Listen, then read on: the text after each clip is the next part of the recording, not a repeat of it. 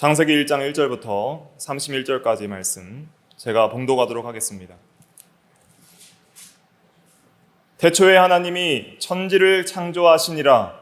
땅이 혼돈하고 공허하며 흑암이 깊음 위에 있고 하나님의 영은 수면 위에 운행하시니라. 하나님이 이르시되 빛이 있으라 하시니 빛이 있었고 빛이 하나님이 보시기에 좋았더라. 하나님이 빛과 어둠을 나누사 하나님이 빛을 낮이라 부르시고 어둠을 밤이라 부르시니라. 저녁이 되고 아침이 되니 이는 첫째 날이니라. 하나님이 이르시되 물 가운데 궁창이 있어 물과 물로 나뉘라 하시고 하나님이 궁창을 만드사 궁창 아래의 물과 궁창 위의 물로 나뉘게 하시니 그대로 되니라. 하나님이 궁창을 하늘이라 부르시니라. 저녁이 되고 아침이 되니 이는 둘째 날이니라. 하나님이 이르시되 천하의 물이 한 곳으로 모이고 묻이 드러나라 하시니 그대로 되니라. 하나님이 묻을 땅이라 부르시고 모인 물을 바다라 부르시니 하나님이 보시기에 좋았더라. 하나님이 이르시되 땅은 풀과 씨 맺는 채소와 각기 종류대로 씨 가진 열매 맺는 나무를 내라 하시니 그대로 되어 땅이 풀과 각기 종류대로 씨 맺는 채소와 각기 종류대로 씨 가진 열매 맺는 나무를 내니 하나님이 보시기에 좋았더라. 저녁이 되고 아침이 되니 이는 셋째 날이니라. 하나님이 이르시되 하늘의 궁창에 광명체들이 있어 낮과 밤을 나뉘게 하고 그것들로 징조와 계절과 날과 해를 이루게 하라. 또 광명체들이 하늘의 궁창에 있어 땅을 비추라 하시니 그대로 되니라. 하나님이 두 큰 광명체를 만드사 큰 광명체로 낮을 주관하게 하시고 작은 광명체로 밤을 주관하게 하시며 또 별들을 만드시고 하나님이 그것들을 하늘의 궁창에 두어 땅을 비추게 하시며 낮과 밤을 주관하게 하시고 빛과 어둠을 나뉘게 하시니 하나님이 보시기에 좋았더라. 저녁이 되고 아침이 되니 이는 넷째 날이니라. 하나님이 이르시되 물들은 생물을 번성하게 하라. 땅 위 하늘의 궁창에는 새가 나르라 하시고 하나님이 큰 바다 짐승들과 물에서 번성하여 움직이는 모든 생물을 그 종류대로 날개 있는 모든 새를 그 종류대로 창조하시니 하나님이 보시기에 좋았더라. 하나님이 그들에게 복을 주시며 이르시되 생육하고 번성하여 여러 바닷물에 충만하라. 새들도 땅에 번성하라 하시니라. 저녁이 되고 아침이 되니 이는 다섯째 날이니라. 하나님이 이르시되 땅은 생물을 그 종류대로 내되 가축과 기는 것과 땅의 짐승을 종류대로 내라 하시니 그대로 되니라. 하나님이 땅의 짐승을 그 종류대로 가축을 그 종류대로 땅에 기는 모든 것을 그 종류대로 만드시니 하나님이 보시기에 좋았더라. 하나님이 이르시되 우리의 형상을 따라 우리의 모양대로 우리가 사람을 만들고 그들로 바다의 물고기와 하늘의 새와 가축과 온 땅과 땅에 기는 모든 것을 다스리게 하자 하시고 하나님이 자기 형상 곧 하나님의 형상대로 사람을 창조하시되 남자와 여자를 창조하시고 하나님이 그들에게 복을 주시며 하나님이 그들에게 이르시되 생육하고 번성하여 땅에 충만하라. 땅을 정복하라. 바다의 물고기와 하늘의 새와 땅에 움직이는 모든 생물을 다스리라 하시니라. 하나님이 이르시되 내가 온 지면에 씨 맺는 모든 채소와 씨 가진 열매 맺는 모든 나무를 너희에게 주노니 너희의 먹을거리가 되리라. 또 땅의 모든 짐승과 하늘의 모든 새와 생명이 있어 땅에 기는 모든 것에게는 내가 모든 푸른 풀을 먹을거리로 주노라 하시니 그대로 되니라. 하나님이 지으신 그 모든 것을 보시니 보시기에 심히 좋았더라. 저녁이 되고 아침이 되니 이는 여섯째 날이니라. 아멘. 이 시간 창조 두 번째 시간입니다. 창조 두 번째 시간으로서 오늘은 천지창조라는 제목으로 하나님의 말씀을 증거하겠습니다. 저번 주에는 창조의 특징에 대해서 말씀을 드렸고 오늘은 천지창조라는 제목으로 창세기 1장 전체에 대한 강해를 진행하면서 그 가운데 우리가 깨달아야 될 교훈들을 살펴보도록 하겠습니다. 창세기 1장을 해석하는 그 해석 방식에 따라서 모든 신앙 체계들이 바뀌고 또 교리들이 바뀌게 됩니다. 그렇기 때문에 창세기 1장부터 우리가 성경대로 또 바른 신앙대로 믿어야 되겠고, 또 우리가 창세기 1장을 살펴보면서 깨달아야 될 것은 무엇이냐면, 하나님은 누구신가? 하나님에 대한 지식을 우리가 생각해 봐야 되고, 둘째로는 우리는 누구인가? 사람이란 존재의 그 존재 자체, 사람이란 도대체 어디에서 와서 무엇을 위해 존재하는가? 존재 목적과 또 어떤 관계가 있는가? 그러니까 사람이란 존재는 무엇이고, 또 존재의 목적은 무엇이고, 또 하나님과 사람과 피조물과의 관계에 있어서 어떤 관계를 갖도록 질서를 주시고 창조하셨는가, 이런 것들을 우리가 살펴봄으로써 우리의 삶에 적용을 해야 됩니다. 그리고 이렇게 하나님께서 전능하시기 때문에 사실은 6일간의 기간을 가지시고 창조하실 필요가 없으실 수도 있는데, 단번에 모든 것이 있으라 하실 수도 있는데, 왜 이런 6일간의 구조를 가지시면서 굉장히 질서 있고 체계적으로 모든 천지 만물을 창조하시면서 그 가운데 우리에게 가르쳐 주시고자 하는 교훈의 본이 있어요. 내가 이렇게 창조했으니 너희들도 이렇게 따라서 살으렴 하는 그런 교훈의 본이 있어요. 그래서 엿새 동안 천지 만물과 그 가운데 모든 것을 창조하고 7일에 쉬었기 때문에 십계명, 사계명은 안식일을 기억하여 거룩하게 지키라가 되는 거예요. 그러니까 노동과 쉼의 규례와 질서를 창조하시는 그 방식을 통해서 몸소 하나님께서 보여주신 것이죠. 그리고 이 창조의 어떤 여러 가지 날마다의 이 창조되는 창조물을 통해서 또 우리에게 가르쳐주고자 하는 신령한 영적인 진리들이 있는 것입니다. 그래서 이런 것들을 우리가 단순하게 생각하지 말고 전체적으로 하나님께서 성경에 계시된 대로 어떻게 창조되어 있는지를, 창조의 순서들을 우리가 기억하고 외우면서 또한 실제적으로 그 의미들을 깨달아서 우리의 삶에 적용하고 또 우리의 신앙을 더욱더 강화시키는 필요가 있다는 것이죠. 그래서 먼저는 이 1장 1절부터 순서대로 이제 말씀들을 보면서 하나님께서 어떻게 창조하셨는지, 그 우리에게 어떠한 창조의 내용을 말씀으로 계시하셨는지를 살펴보겠습니다. 근데 먼저 우리가 전제해야 될 것은 모든 것을 다 말해주시진 않았다.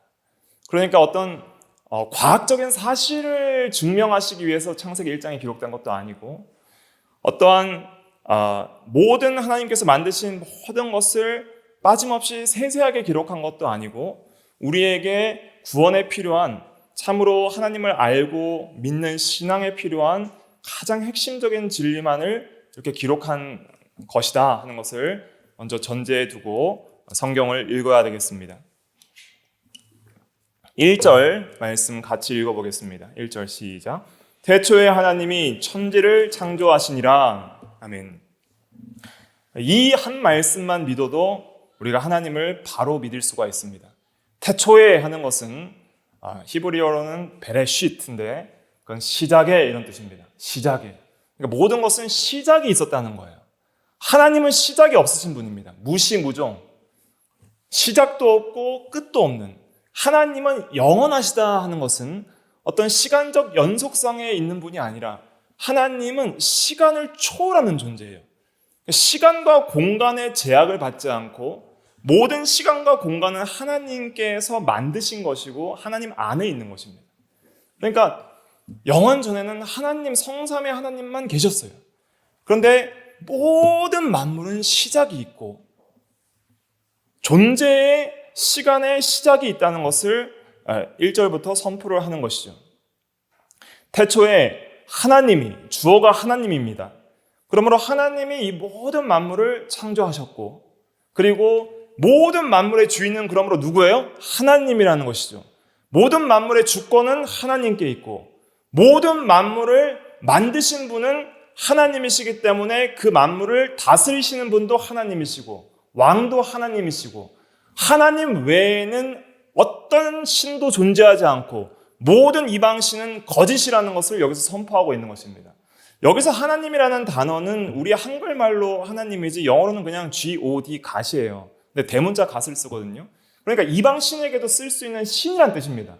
그런데 이 창세기 1장은 누가 기록했냐면 모세가 처음 기록을 했어요. 근데 모세가 기록할 당시에는 이것을 언제 기록했냐면 이스라엘 백성들이 애굽에서 종살이하고 나온 출애굽 이후에 이제 아마도 시내산에서 기록했다고 보고 있는데 이 기록은 출애굽 이후에 출애굽한 그 애굽에서 430년간 종살이하는 백성들을 대상으로 첫 독자가 그 출애굽한 이스라엘 백성들을 대상으로 쓴 글이에요.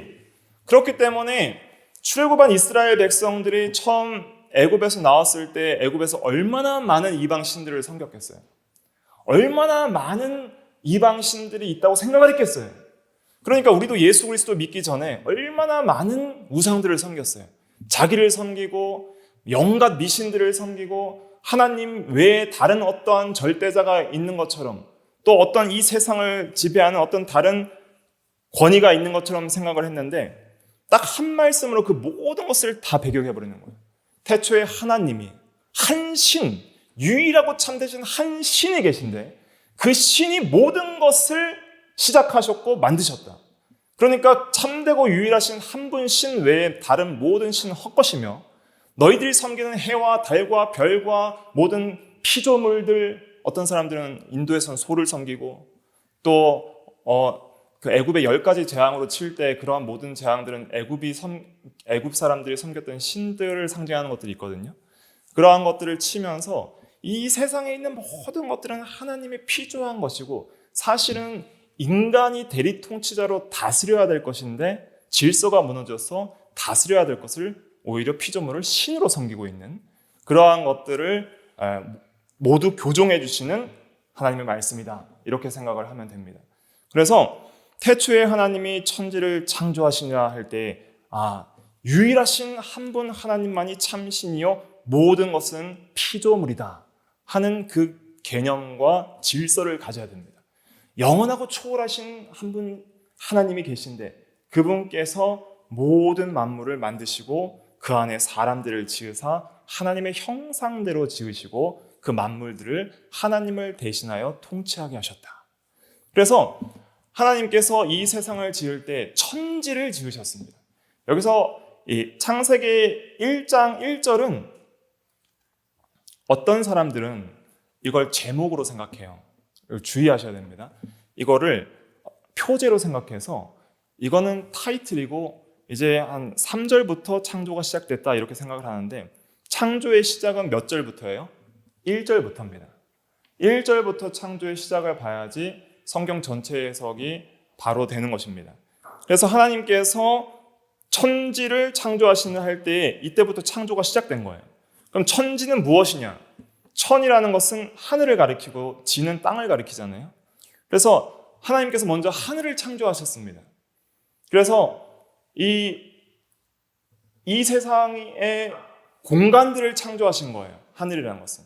그래서 우주적인 하늘 이것을 창조하시고 또 첫째 날 이제 영적인 보이지 않는 세계도 우리가 창조하셨다고 여기서 해석을 하는 것이 맞습니다. 그래서 골로새서 1장 16절에 보면 하늘과 땅과 보이는 것들과 보이지 않는 것들을 하나님께서 창조하셨다 그랬잖아요. 그래서 첫째 날 하나님께서 하늘을 창조하시는데 먼저는 이 우주 공간을 창조하시는 거예요. 그림을 그려보세요. 일단 우주 공간들을 창조하시고 땅을 창조하시는 것은 무엇이냐면 땅의 원 물질들을 창조하신 거예요. 땅의 원소들. 그래서 2절에는 땅이 혼돈하고 공허하며 흑암은 깊음 위에 있고 그랬잖아요. 그러니까 2절부터 벌써 땅이 나오죠. 그리고 하나님의 영은 수면 위에 운행하시니라. 수면이 벌써 나오죠. 그러니까 2절부터 땅도 나오고 물도 나오는 거예요. 그러니까 3절에 빛만 생각을 하면 첫째 날 빛만 창조했다 생각을 하는 사람들이 있는데 그렇지 않고 처음부터 첫째 날에 하나님께서 우주 공간을 창조하시고 그 다음에 땅이 될 원 물질들을 창조하시고 또 물도 창조를 하시는 거예요. 근데 이 보이는 세계의 우주 공간만 창조하신 것이 아니라 보이지 않는 하늘도 있다 그랬습니다. 그것이 이제 셋째 하늘이라고도 하는데, 그 바울이 이제 고린도 후서에서 보면은 셋째 하늘, 3층 천에 올라갔다 그랬잖아요. 그러한 셋째 하늘도 이때 첫째 날 창조했다고 우리가 해석을 할 수가 있습니다. 그래서 이 우주 공간과 땅의 원 물질들 그리고 하늘의 천사들과 영적인 세계를 창조하시는 거예요.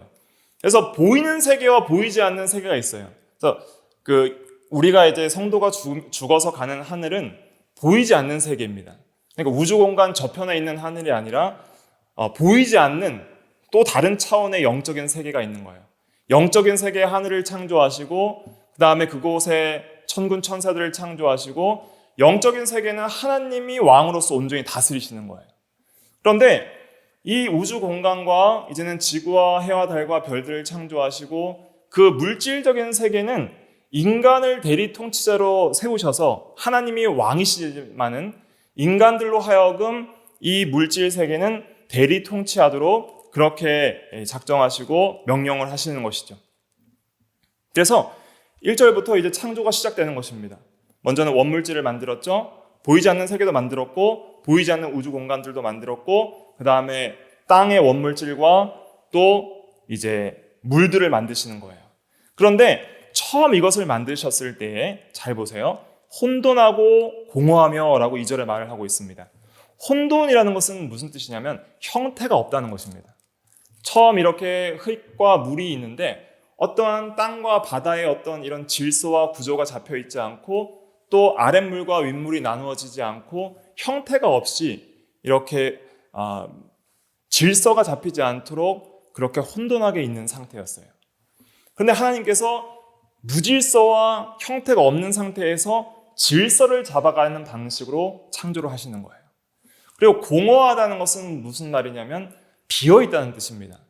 그러니까 그 가운데 땅에 사는 식물, 바다에 사는 식물, 또 공중에 사는 그런 동물, 바다에 사는 동물들을 아직 창조하지 않으셨기 때문에 비어있는 상태를 가리키는 것이죠. 그리고 흑암이 있었습니다. 흑암은 하나님이 창조하신 것입니다. 그래서 내가 빛도 짓고 어둠도 창조했다는 말씀이 이사야 45장 7절에 나옵니다. 그래서 물리적인 어둠도 하나님이 만드신 거예요. 하나님은 빛이시라 그랬습니다. 요한일서 5장에, 요한일서 1장 5절에. 그래서 하나님께는 어둠이 조금도 없다 그랬어요. 그런데 그 하나님께서 물리적인 어둠을 만드신 거예요. 왜냐하면 빛이라는 존재를 이해하기 위해서는 그 대비되는 어둠이 필요한 것이죠. 그래서 하나님께서 처음 창조할 때는 어둠을 지으신 거예요. 그리고 흑암이 깊음 위에 있다 그랬는데 이 깊음이라는 것은 이제 태훔이라는 단어인데 이건 물이 많다는 뜻입니다. 이 깊음은 뭐가 깊냐? 흑암이 깊음 위에 있다 그랬잖아요. 이 물이 많은 그 깊음 위에 어둠이 가득했다는 거예요. 우리가 바닷속 심연에 들어가면은 깊은 바다에 들어가면 어둡잖아요. 그런 것처럼 하나님께서 처음 창조한 원물질에 이러한 물들이 있는데 아마 수증기로 됐을 수도 있고 물들이 이렇게 형태가 없이 존재했을 때에 어둠이 가득 차 있고 그 다음에 하나님의 영은 수면 위에 운행하시니라 그랬어요. 성령 하나님을 가리키는데 운행하신다고 하니까 그 원물질인 물이 있을 때 그 물 위를 왔다 갔다 하신다고 생각을 해서는 안 되고 여기서 운행하신다는 그 단어가 이제 히브리어 원어의 의미는 알을 품다 이런 뜻이에요. 알을 품다. 그러니까 하나님의 영께서 모든 창조 만물들을 닭이 알을 품듯이 이렇게 품고 있는 그러한 의미로 이것을 해석해야 됩니다. 그래서 하나님의 영은 온 땅과 하늘에 충만한 무소부지하고 편재하신 영이시기 때문에 모든 피조 세계들을 품으시고 그 피조물들이 하나님의 명령대로 실제적으로 창조의 역사가 일어날 수 있도록 적용시키는 일들을 성령께서 하셨던 것이죠. 그래서 이렇게 영계, 영적인 셋째 하늘인 영계와 물질 세계, 우주 공간, 그리고 흙과 또 물과 같은 원물질, 또 흑암과 같은 그러한 것들을 첫째 날 창조를 하시고 그 다음에 이제 빛을 창조하시게 되는 거예요. 3절 말씀 같이 읽어볼게요. 3절 4절 시작. 하나님이 이르시되 빛이 있으라 하시니 빛이 있었고 빛이 하나님이 보시기에 좋았더라. 하나님이 빛과 어둠을 나누사 하나님이 빛이 있으라 하시니 빛이 있었고 그랬습니다. 어떤 사람들은 광명체들, 해와 달과 별들을 넷째 날 창조하기 때문에 이 빛이 있는 것이 말이 되냐? 성경을 믿지 않는 사람들은 그렇게 주장을 하고 비웃습니다. 그러나 과학자들이 밝혀낸 바로는 지금까지 아직도 빛이 무엇인지 과학자들은 정확하게 밝혀내지 못하고 있어요. 이게 어떤 파장인지 아니면 입자인지 모르고 있는 거예요. 그래서 이 빛도 굉장히 신비한 물질입니다. 우리는 보이는 빛만 보잖아요. 가시광선이라 그러죠. 빨주노초 파남보의 어떤 계열. 근데 보라색 바깥쪽으로 나가는 광선을 뭐라 그래요? 자외선이라 그러고, 빨간색도 바깥쪽으로 나가는 것을 적외선, 그 다음에 감마선이 있습니다. 또 엑스레이도 있고 여러 가지 우리가 쓰는 라디오파도 있고 FM, AM 이런 것도 있는 거예요. 그 다음에 레이더에 걸리는 그런 선들도 있고. 그러니까 우리가 보이는 빛뿐만 아니라 보이지 않는 빛들도 있어요. 그러니까 이 빛이라는 것은 굉장히 신비한 하나님의 창조물입니다. 그러니까 이렇게 많이 연구를 해도 이 빛의 존재가 무엇인지 아직 과학적으로도 확실하게 어떻게 정의를 내릴 수 없는 그러한 물질이에요. 그러니까 하나님께서 먼저 이 빛을 창조하신 거예요. 빛이라는 존재 자체를 창조하신 거예요. 그리고 하나님은 전능하시기 때문에 해와 달이 없어도 낮과 밤을 만드실 수가 있는 거예요. 그래서 어둠도 창조하시고 빛도 창조했기 때문에 빛을 창조하시면서 빛을 비추셨다가 다시 빛을 거두시고 어두운 밤을 만드시고 또 다시 빛을 비추는 낮을 만드시고, 그렇게 해서 하루에 24시간을 하나님께서 만드시고 시간의 흐름들을 만드실 수가 있는 것이죠. 그래서 하나님께서 빛을 창조하셔서 빛과 어둠을 나누셨어요. 그래서 하나님은 이렇게 질서의 하나님입니다. 하나님은 무질서한 하나님이 아니라 질서의 하나님이라고 고린도전서 14장에 나오거든요. 그래서 하나님은 삼위일체도 성부와 성자와 성령이 질서가 있듯이 하나님도 창조할 때 무질서하고 혼돈하고 공허한 상태에서 질서를 갖춰 나가기 시작하는 거예요. 그러니까 여기서 우리는 하나님의 질서를 배워야 됩니다. 창조의 질서를 배워야 되는 것이죠. 그래서 먼저 하신 일은 빛을 창조하셔서 빛과 어둠을 나누신 거예요. 그래서 빛을 낮이라 부르시고 어둠을 밤이라 부르시는 것이죠. 그런 것처럼 우리도 빛과 어둠을 나누는 일들을 해야 합니다. 물리적인 빛과 어둠은 도덕적인 빛과 어둠을 상징하기도 합니다. 그래서 빛은 지식, 생명, 의 이런 것을 상징한다면 어둠이라는 것은 죄, 악, 사망 이런 것들을 상징하는 것이죠. 그래서 너희가 전에는 어둠이었더니 주 안에서 이제는 빛이라, 에베소서 5장에 말을 하고 있잖아요. 참빛 곧 세상을 비추는 빛이 오셨나니. 그래서 예수님께서는 요한복음 1장에 예수님은 생명이고 또한 빛이라 그러셨습니다. 그리고 요한 1서 1장 5절에도 하나님은 빛이시라. 그래서 빛을 비춰주시는 분이에요.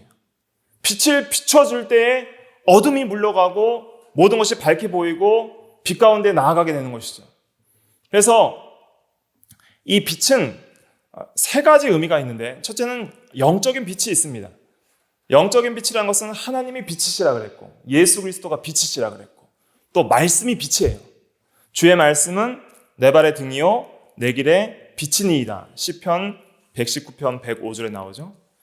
그래서 이러한 하나님과 진리가 빛이에요. 그런 빛을 상징하는 또 상징물로서 하나님이 빛이시기 때문에 하나님을 영광스럽게 드러낼 수 있는 피조물로서 빛을 만드신 거예요.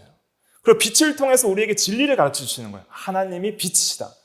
근데 빛을 모르는 사람들이 하나님이 빛이시다 그러면은 인간은 유한한 존재라서 유한자가 무한자를 온전히 이해할 수가 없잖아요.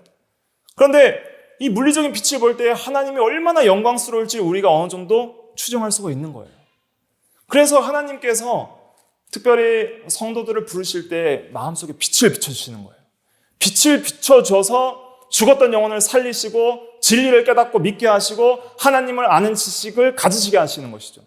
그래서 하나님께서 빛이 있으라 말씀하셨던 그 하나님께서 예수 그리스도의 얼굴에 있는 하나님의 영광을 아는 빛을 우리 마음속에 비추셨느니라는 말씀이 있습니다. 그것이 이제 고린도 후서에 나오죠. 고린도 후서 한번 찾아볼까요? 고린도 후서 4장 6절. 고린도 후서 4장 6절. 신약 289페이지. 고린도 후서 4장 6절 말씀 같이 읽어보겠습니다. 시작. 어두운데 빛이 빛이라 말씀하셨던 그 하나님께서 예수 그리스도의 얼굴에 있는 하나님의 영광을 아는 빛을 우리 마음에 비추셨느니라. 창세기 1장을 근거해서 말하고 있잖아요. 어두운데 빛이 있으라, 빛이라 말씀하셨던 그 하나님께서 예수 그리스도의 얼굴에 있는 그리스도를 통해서 우리가 하나님을 알게 되는데 그 그리스도의 얼굴에 있는 그 하나님의 영광을 아는 빛을 우리 마음에 비추셨느니라. 그러므로 우리는 예수님을 알게 되었고 예수님을 믿게 되었고 하나님을 알고 진리를 알게 된 것입니다. 실제적으로 이 영광의 빛을 물리적으로도 본 사람들이 있죠. 대표적으로 누구예요? 사도 바울입니다. 다메섹 도상으로 가는 도중에 햇빛보다 더 밝은 빛이 그 낮에 비치는데 그 빛을 보는 순간 그 두 눈이 어떻게 됐어요? 멀어버린 거예요. 그러면서 복음의 진리들을 마음속에 깊이 있게 받아들이게 되고 주여 당신이 누구시니까 할 때 나는 내가 박해하는 예수라 하면서 예수 그리스도를 아는 빛을 비출 때에 모든 자기의 교만하고 진리를 믿지 않던 완악한 어둠들이 다 물러가고 가말리엘 문화에서 배웠던 그 구약 성경이 예수 그리스도를 통해서 전부 다 재정렬되면서 모든 해석들이 진리가 바로 해석되고 신약 성경을 가장 많이 기록한 그런 사도가 되었던 것이죠. 그러니까 이 빛을 창조하신 것은 여러 가지 의미에서 우리에게 많은 교훈을 줍니다. 그래서 빛이 있음으로써 이 물리적인 세상들도 생명을 얻게 되는 거예요. 그래서 빛이 있어야지 식물들이 자라고 빛이 있어야 동물들과 사람들도 살 수가 있어요. 우리가 우울할 때 집에만 있지 마시고 햇빛을 쬐세요. 그러면 광합, 비타민 D도 형성이 되고 많은 우울증들이 밖에 나가서 빛을 받을 때에 해결이 됩니다. 그러니까 빛을 통해서 이 피조 세계에 생명을 주시고 그리고 이 피조 세계들이 참 밝은 빛 가운데서 보고 이 아름다운 모든 창조 세계들을 볼 수 있도록 누릴 수 있도록 그렇게 만드신 거예요. 그래서 우리가 실제적으로 무언가를 보는 것은 뭘로 보는 거예요? 빛으로 보는 것입니다. 눈이 뭘 보는 거 아니고 또 사물이 뭘 보여주는 게 아니에요. 모든 색깔들은 빛으로 인식하는 거예요. 그래서 우리가 어떤 빨간색, 파란색 이런 것들은 빨간색은 빨간색만 반사되는 어떤 물체이기 때문에 빨간색으로 보이는 거예요. 파란색은 가시광선 중에 파란색만 반사되는 물체이기 때문에 파란색으로 보이는 거예요. 그 모든 사물에는 그 자체의 색깔을 발산하진 않습니다. 그러니까 우리가 이제 뭐 OLED나 이런 이 실제적인 모니터 같은 데서 실제적으로 광을 내는 그러한 빛을 내는 그런 사물들에서만 그 빛이 이제 우리가 느낄 수 있지만은 만약 불을 꺼버리면은 온 세상은 검은색이 되는 거예요. 전부 흑암이 되는 거예요. 그래서 물리적인 세상을 유지하고 보존하기 위해서도 빛을 지었고 실제로 그 세상의 아름다운 광채와 색상들을 보게 하시기 위해서 빛을 지었고 그래서 모든 천사와 이 하늘의 궁창과 또 모든 인간들은 이 창조 세계의 아름다움을 보면서 하나님께 영광을 돌릴 수밖에 없는 거예요. 믿음의 눈으로 볼 때에는. 그러나 이 물리적인 의미로서만 주신 것이 아니라 그 빛은 이러한 영적인 의미로서 하나님과 말씀을 상징하는 그런 상징물로 주시고 또 물리적인 의미에서의 빛이 있고 영적인 의미의 빛이 있고 또 윤리적인 의미의 빛이 있습니다. 그래서 우리가 예수 그리스도를 믿고 이제 예수님을 닮아서 사람들 앞에 선한 행실을 할 때 그것이 믿지 않는 사람들에게도 빛이 된다 그랬어요. 마태복음 5장 16절 한번 읽어볼까요? 마태복음 5장 16절. 신약성경 마태복음 5장 16절. 신약성경 5페이지입니다. 5페이지 5장 16절 같이 읽어볼게요. 시작. 이같이 너희 빛이 사람 앞에 비치게 하여 그들로 너희 착한 행실을 보고 하늘에 계신 너희 아버지께 영광을 돌리게 하라. 여기서 우리 성도의 빛을 가리켜서 착한 행실이라고 했습니다. 그러니까 윤리적인 도덕적인 빛이에요. 우리가 그리스도인으로서 세상에서 선하게 살아야 됩니다. 그러할 때에 세상 사람들도 성도들을 의롭다 하면서 하나님께 영광을 돌리게 되는 거예요. 성도가 죄를 짓고 욕을 먹으면 하나님의 영광이 가려지게 되므로 우리는 또한 예수 믿은 사람으로서 그리스도의 편지로서 그리스도의 빛을 또한 세상에 비춰나가는 일들을 해야 하는 것이죠. 하나님께서는 이 빛과 어둠을 나누셨습니다. 사실은 물리적인 창조의 흑암, 어둠 자체는 악한 것이 아닙니다. 하나님이 흑암을 지었다 그랬잖아요. 근데 물리적인 이 어두움은 악이 아니에요. 하나님이 지으신 모든 것이 선하다 그랬고 하나님 보시기에 좋았다라 그랬습니다. 하나님은 이렇게 낮과 밤을 나누시고 질서를 잡아가시고 어둠도 짓고 빛도 지은 것을 다 선하게 지으신 거예요. 그러나 상징하는 바가 있다는 거예요. 아직 타락하진 않았지만은 어둠이 상징하는 바가 있고 또 빛이 상징하는 바가 있어서 그러한 실제적인 물리적인 어둠과 빛을 통해서 영적인 진리들을 깨닫고 지식들을 분별할 수 있도록 또 하시는 것이죠. 근데 하나님께서 하신 중요한 일들이 뭐냐면은 이 창세기 1장 내내 계속 나누시는 일들을 해요. 첫째 날은 뭐와 뭐를 나누세요? 빛과 어둠을 나누셨죠. 둘째 날은 뭐와 뭐를 나누세요? 땅 아래의 물과 땅 위의 물을 나누십니다. 셋째 날은 뭘 나누세요? 바다와 육지를 나누십니다. 이렇게 나누시는 일을 하는 거예요. 구별하시는 일. 이러한 질서를 잡아 나가심을 통해서 우리가 배워야 될 것은 무엇이냐면 하나님은 질서의 하나님이고 이렇게 구분하시고 구별하시는 하나님이다 하는 것을 깨달아야 됩니다. 그래서 우리도 이러한 물질 세계의 질서를 도덕적인 질서에도 적용을 해야 돼요.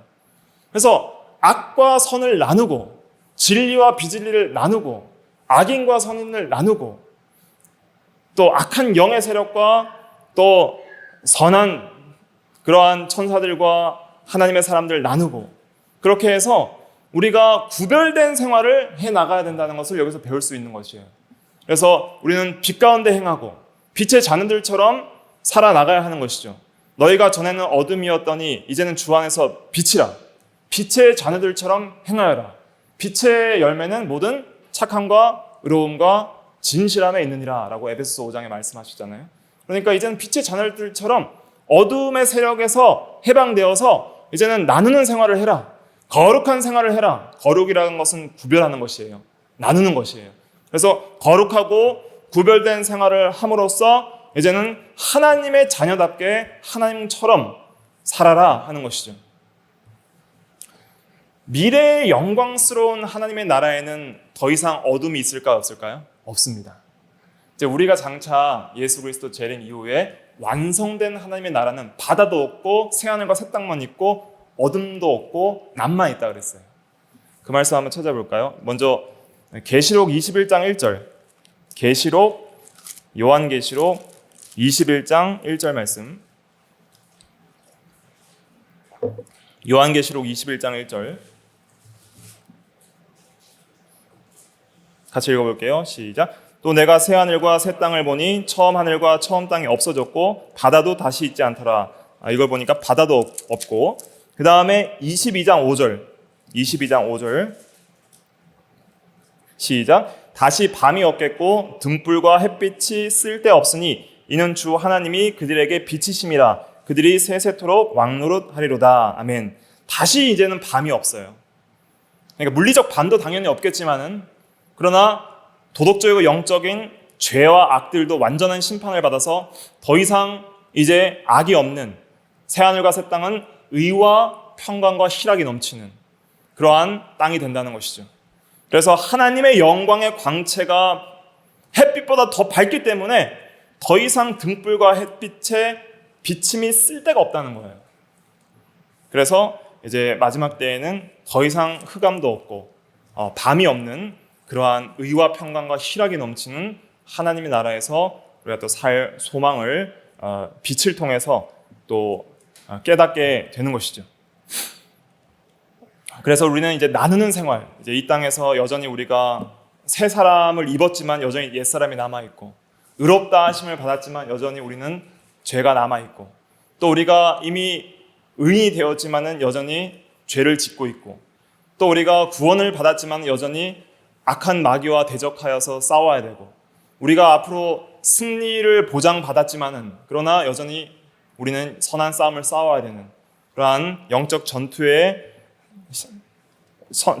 하고 있는 그런 상황 속에 있는데, 우리는 날마다 빛과 어둠을 나누는 생활, 구별된 생활을 힘써 해 나가야 됩니다. 이렇게 빛을 창조하시면서 하나님께서 시간을 만드시는 거예요. 하루라는 24시간의 시간을 만드세요. 그래서 5절 말씀, 창세기 1장 5절 말씀 같이 읽어볼게요. 시작. 하나님이 빛을 낮이라 부르시고 어둠을 밤이라 부르시니라. 저녁이 되고 아침이 되니 이는 첫째 날이니라. 그래서 하나님이 창조를 처음 시작하셨을 때 이제 시간이 시작됐겠죠? 그러면 언제부터 빛을 만드셔서 빛이 몇 시간 동안 지속이 됐을까는 알 수가 없어요. 성경에서 기록되지 않았기 때문에. 그러나 우리가 추정을 해보면 이렇게 추정을 해볼 수 있습니다. 한 점심때쯤 하나님께서 빛을 창조하셨어요. 그렇죠? 그럼 점심때부터 빛이 비추겠죠. 그럼 저녁이 되면 이제 밤이 와야 되죠. 한 12시간쯤, 6시간에서 한 12시간쯤 지나서 밤이 옵니다. 그러면 이제 어둠이 되는 거예요. 그러니까 저녁이 되고 그 다음에 이제 아침이 돼야 되는 거예요. 왜냐하면 빛을 창조하셨을 시점이 낮이니까 먼저 뭐가 와야 돼요? 저녁이 되고 그 다음에 아침이 되고. 그래서 히브리인들은 이제 시간 구분이, 우리는 아침으로 시작해서 저녁으로 일과를 마치는데, 그래서 자정을 기점으로 해서 우리는 이제 시간 날짜가 바뀌는데, 히브리인들은 저녁인 6시를 기점으로 날짜가 바뀝니다. 그런 것은 이제 창세기의 이러한 하나님의 창조의 원리에 따라서 시간 구분이 좀 달라요. 아무튼 하나님께서 이제 24시간이라는 시간과 또 낮과 밤이라는 그런 시간을 만드시기 시작하는 것이죠. 그래서 그 시간 안에서 이제 모든 피조물과 인간들이 질서 있게 생활할 수 있도록, 낮에는 일하고 밤에는 자고, 이렇게 질서 있는 생활을 할 수 있도록 시간의 질서를 세우시는 거예요. 그러니까 우리가 하나님의 창조 질서를 따라 살아야 건강합니다. 밤낮이 바뀌면은 대부분 건강을 잃잖아요. 창조 질서대로만 살면 우리가 대부분 건강하게 살 수가 있고 영육에 건강하게 살 수가 있는 거예요.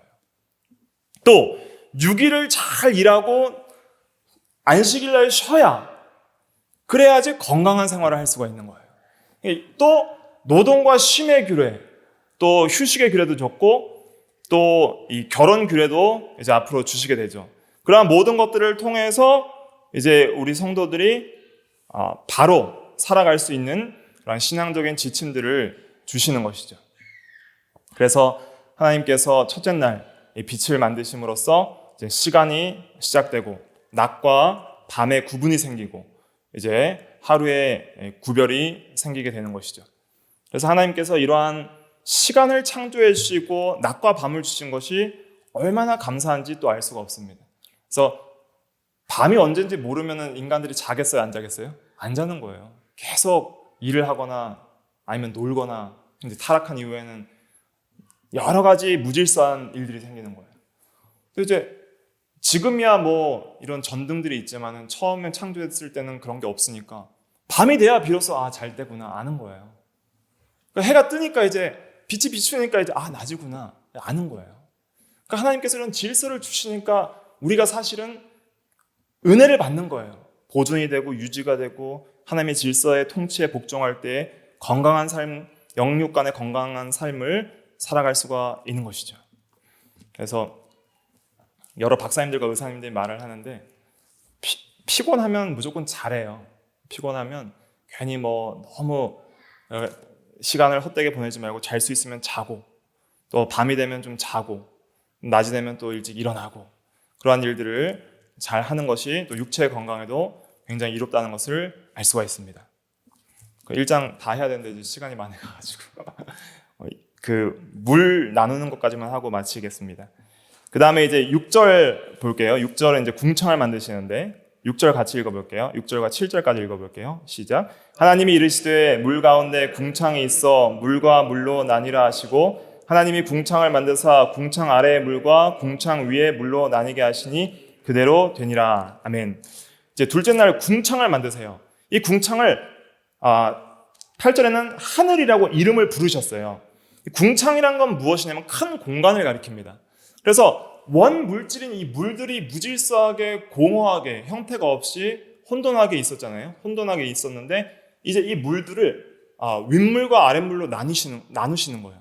그래서 지구를 창조하시고 지구의 이 윗물과 아랫물을 나누셔서 아랫물은 바다가 되게 하시고 윗물은 구름이 되게 하시고 그 가운데 큰 공간을 만드시는데 그 큰 공간이라는 의미가 궁창이라는 뜻입니다. 그럼 왜 궁창을 만드셨을까요? 궁창은 모든 생물들이 살아가는 공간을 말하는 거예요. 우리가 살 수 있는 터전을 만드신 거예요. 그래서 이 궁창도 하나님이 은혜로 주신 것입니다. 그래서 여러분들이 오늘 빛을 볼 때 하나님께 감사하십시오. 빛을 창조하신 하나님 감사합니다. 그리고 오늘 숨을 쉬면서 공기를 마실 때 감사하십시오. 궁창을 만드셨기 때문에 우리가 숨을 쉴 수 있습니다. 대기권이라고 해요. 우리가 지금 살고 있는 이 지구에 이 궁창이 있는 그 모든 그 공기가 있는 권을 대기권이랍니다. 대기라는 것은 공기란 뜻입니다. 그래서 공기가 있는 대기권이 1000km 정도 지구에서 외부로 떨어져 있습니다. 그 대기권은 총 4가지로 구성이 되어 있는데 지구과학 용어로는 여러분들 다 배우셨을 거예요. 대륙권이 맨 처음에 있고 그 대륙권이 보통 우리가 이제 숨쉬고 사는 그 공간이에요. 구름까지 있는 그 대륙권 위에 뭐가 있어요? 비행기가 날아다니는 성층권이 있어요. 보통 구름 위에 있죠. 성층권은. 그 다음에 중간권이 있고 열권이 있어요.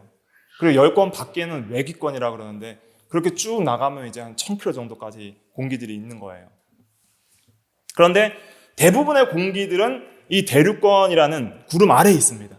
그러니까 하나님께서 처음 궁창을 만드셨을 때 윗물과 아랫물을 나누시고 이 윗물과 아랫물 사이의 그 큰 공간을 1차적으로 궁창이라고 말을 하셨어요.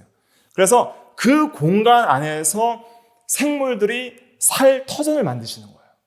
그래서 우리가 높은 산에 가면 호흡을 잘 할 수 있어요? 없어요? 없는 거예요. 그러니까 이제 우리가 이 공간 안에서 숨을 쉬고 기동하며 하나님이 주시는 그 보호하심 아래 그 대기를 만드신 이유가 뭐냐면 보호하시는 거예요. 모든 지구의 생물들을. 그래서 외부의 어떤 유성이 대기권에 들어오면 타서 없어지도록 하시며 자외선으로부터 보호하시며 온실 효과를 만드셔서 따뜻하게 하심으로써 지구를 감싸시고 환경이 한 번에 망가지지 않도록 하셔서 이제는 우리가 인간들이 따뜻하게 또 행복하게 살 수 있도록 그 공간을 만드시는 것이죠. 그런데 이러한 공간들을 하나님의 말씀을 순종하고 살 때에는 그것이 질서가 잡히고 참으로 하나님께서 주신 복된 공간이 되지만 만약에 인간들이 복종하지 않고 죄를 짓고 패역한 세대가 되면 그 공간을 어떻게 하시는 거예요? 없애버리시는 거예요. 그 사건이 뭐예요? 노아 홍수 사건입니다. 그러니까 윗물과 아랫물을 합쳐버리시는 거예요. 그래서 하늘의 창을 열어서 윗물이 떨어지게 하고 아랫물이 솟아오르게 해서 그 궁창을 없애버리시니까 호흡으로 기식하는 모든 생물이 노아의 방주에 탄 생물 외에는 다 죽어버리는 거예요. 그렇게 해서 하나님께서 만드신 보호하신 삶의 터전을 다 없애버리는 거예요. 창세기 6장에 보면 사람이 마음으로 생각하는 모든 것이 악함을 인하여 하나님께서 사람 만드신 것을 후회하시고 사람들을 멸하시기로 작정하시고 120년의 시간을 주시는 거예요. 그래서 그 가운데 이제 성도들은 다 육신의 생명을 거두셔서 데려가시고 노아의 8식구만 방주를 통해서 구원하시는 일을 하시는 것이죠. 그러니까 이 세계가 물과 물이 나누어져서 궁창을 만드신 하나님께서 그 삶의 터전을 만들어주신 것을 사람들이 모르는 거예요. 그러니까 하나님의 심판도 믿지 않고 하나님을 두려워하지 않는 것이죠. 그러나 이제 하나님께서 다시는 물로 심판하지 않겠다 하시면서 마지막 때는 뭘로 심판하시겠다 그랬어요? 불로 심판하시겠다고 하셨죠. 그것을 이제 베드로 후서 3장 5절에 기록하고 있습니다. 베드로 후서에 가보겠습니다. 베드로 후서 3장 5절.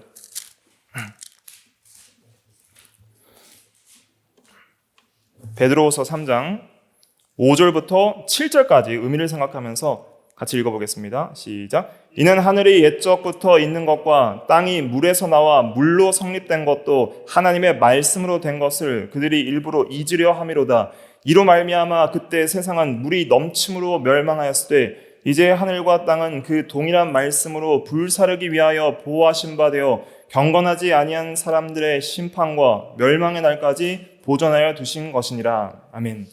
일부러 잊으려 함이로다 그랬잖아요. 그러니까 이 궁창을 만들고 삶의 터전과 공간을 만들어 주신 하나님의 은혜를 잊어버리는 거예요. 그러니까 하나님을 영화롭게 하지도 않고 하나님께 감사치도 않고 하나님을 대적하여 온갖 죄를 지으며 모든 사상에 하나님이 없다 하면서 마지막 심판도 믿지를 않는 거예요. 근데 마지막 심판이 반드시 있고 불심판이 있고 지옥 형벌이 있다는 것을 믿는다면 어찌 두려워하지 않고 어찌 예수를 믿지 않을 수 있겠습니까? 근데 복음을 전하고 예수를 믿으라 해도 믿지 않는 이유는 왜 그래요? 하나님을 모르기 때문입니다. 그리고 하나님께서 어떻게 창조하시고 우리를 보존해 주시는지 그 은혜를 모르는 거예요. 그러니까 여러분들이 오늘 또 집에 가시면서 구름을 볼 때 구름이 위에 있게 하시는 하나님 감사합니다. 또 물이 또 밑에 있게 하시는 하나님 감사합니다. 그 가운데 궁창을 만드셔서 우리가 숨쉬고 살 수 있도록 지금까지 우리가 이런 많은 죄악들을 지음에도 불구하고 하나님의 언약의 약속대로 무지개 언약대로 다시 심판하시지 않고 우리 같은 패역한 죄인들을 구원하시기 위하여 이 세상을 보존하시는 하나님 감사합니다 하면서 하나님께 감사와 영광을 돌려야 마땅한 것입니다. 마지막 때에 불심판이 있을 것인데 그러한 심판을 면할 수 있도록 예수님을 믿음으로 구원받게 하심을 감사합니다 하면서 하나님께 영광을 돌려야 하는 것이죠. 궁창은 이 바다와 구름 사이의 공간뿐만 아니라 또 이제 넷째 날 창조하는 그 광명체들이 있는 것도 궁창이라고 해야 했습니다. 그래서 1차적인 의미에서의 궁창은 물과 물 사이의 그 空 공간, 보통 대륙권에 있는 그 공간을 말하지만은 또한 이 우주 공간 전체도 궁창이라고 하나님께서 말을 하셨어요. 그래서 천체들이 있는 것도 궁창이다. 그래서 넓은 의미에서는 우주 공간 전체를 우리가 궁창이고 또 하늘이라 할 수가 있습니다. 그리고 이제 이런 물리적인 세계의 하늘뿐만 아니라 또한 고린도후서 12장 2절에는 바울이 올라간 셋째 하늘을 말하고 있잖아요. 셋째 하늘, 또 다른 성경에서는 하늘들의 하늘이라고 표현하는 그러한 눈에 보이지 않는 하늘도 있다 하는 것을 우리가 기억을 해야 됩니다. 그래서 하나님께서 세워주신 창조의 질서와 또 창조의 법들이 있어요. 우리에게 명령하신 법들이 있습니다. 그 중에 대표적인 것이 십계명과 도덕법들이죠. 그러한 법들을 우리가 예수를 믿음으로 구원받은 성도들이 이제는 하나님을 사랑함으로써 잘 지켜나가야 되는 거예요. 그렇게 잘 지켜나갈 때에 하나님께서 우리의 모든 이 삶에서 하나님께서 보호해 주시고 지켜주시고 인도해 주시는 거예요. 하나님의 말씀으로 모든 창조 세계를 질서를 잡으신 거예요. 공허에서 혼돈에서 질서 있게 잡아주셔서 이제는 우리가 거기에서 은혜를 누리며 살 수 있도록 하나님께서 우리에게 은혜로 이 모든 창조 세계를 허락하신 것이죠.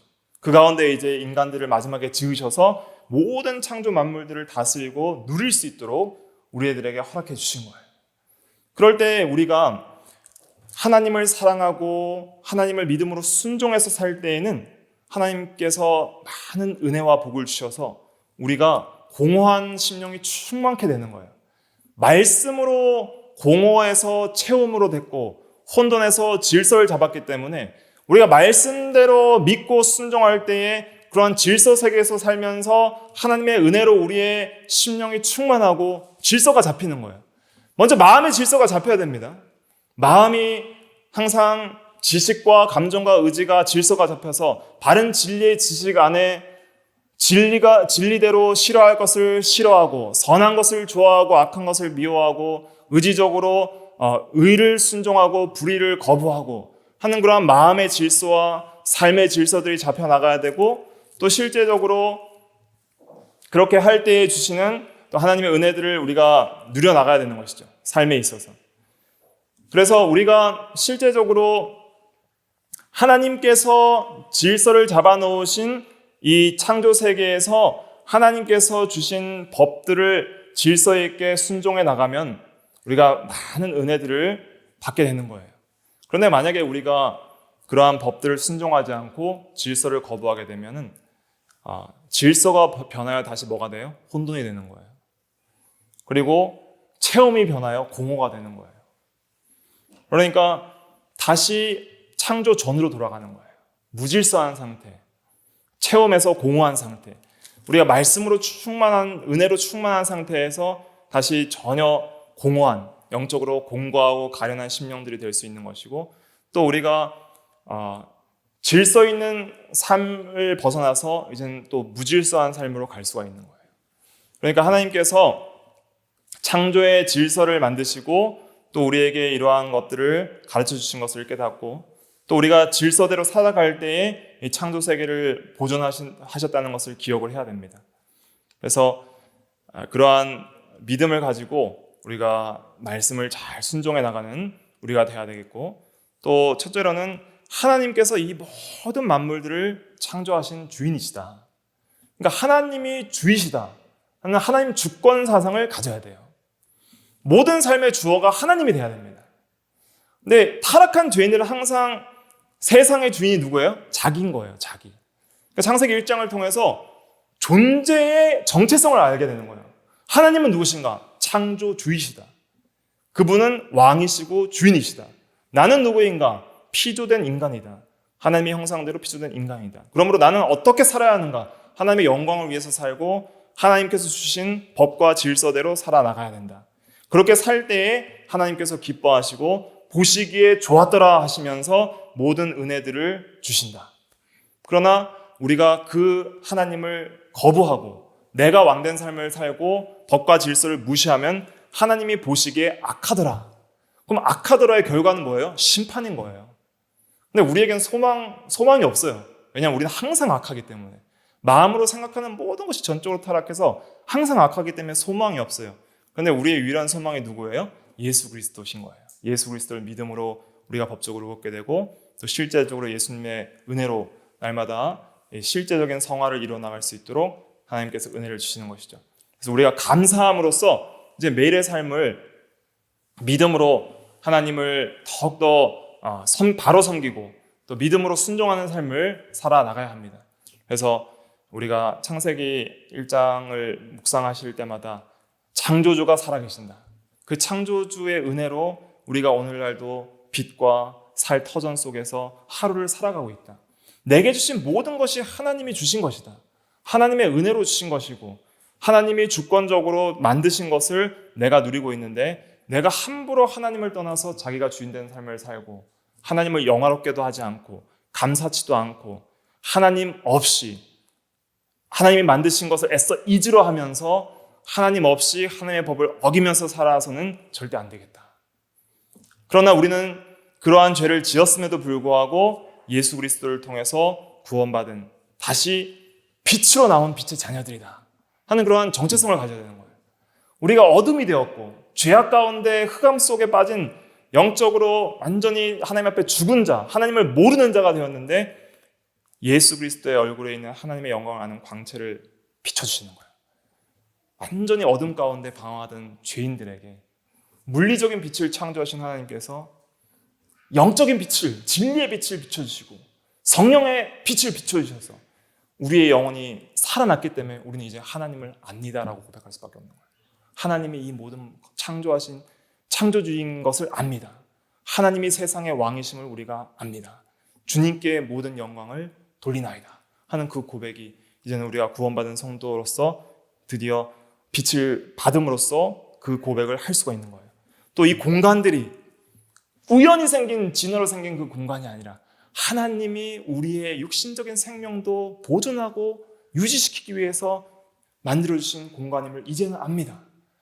그러므로 비가 우연히 내리는 것도 아니고 이 공기가 우연히 있는 것도 아니고 하나님이 우리에게 살도록 주신 공간이고, 그리고 노아 시대 때는 멸하셨던 그 공간이지만은 그러나 마지막 심판 때까지 지금도 우리가 살 수 있도록 유지해 주신 하나님의 그 모든 은혜에 감사합니다 하면서 매일 하나님을 찬양하면서 하나님이 주신 모든 은혜에 감사하면서 살아가야 될 이유가 여기에 있는 거예요. 그러니까 창조주임심을 모르고 어떻게 우리에게 주신 은혜들이 어떤 것인지를 모르면 감사하지를 않는 거예요. 그렇기 때문에 우리가 이 창세기를 통해서 하나님 주권 중심의 신앙으로 돌이켜야 되고, 또 하나님께서 주신 것들이 어떠한 은혜인지, 일반 은혜와 특별 은혜인 구원의 은혜에 감사하면서 우리가 매일 삶에서 예수 그리스도의 구속의 은혜를 감사하는 것뿐만 아니라 모든 우리가 누리고 있는 이 자연 환경 속에서, 창조 세계 속에서 하나님의 영광을 보면서 감사하는 우리가 다 되어야 되겠습니다. 기도하겠습니다.